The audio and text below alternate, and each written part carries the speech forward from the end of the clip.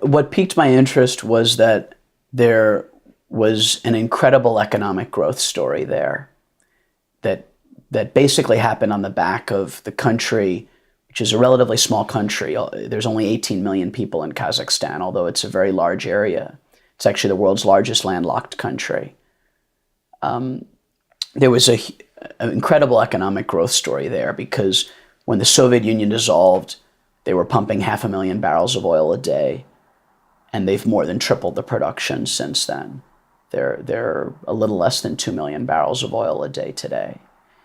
And there's a bunch of important long-term projects that have the opportunity to take that up much higher.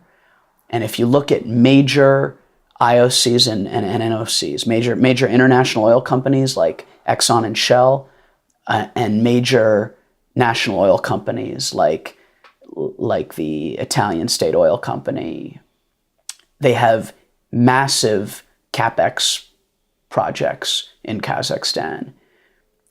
In particular, they have CapEx in one big project that's been delayed and delayed and delayed, and has been a Kashagan field in the offshore in the North Caspian Sea. That's been a big headache to anyone who's had any investment in it.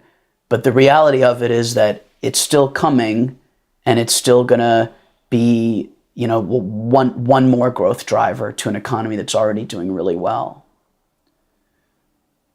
So, we saw this economic growth, and then we saw how much stocks were down, or we saw how much stocks had been up, and then how much they were down, and then it led us to ask, was there a good reason? Like a lot of bubbles, like the internet bubble in 2000, there was a good reason for an internet bubble because the internet was coming and it was changing lives. The Kazakhstan bubble, there was a good reason for the bubble because the economic growth was coming and the nation was being transformed, but it went too far.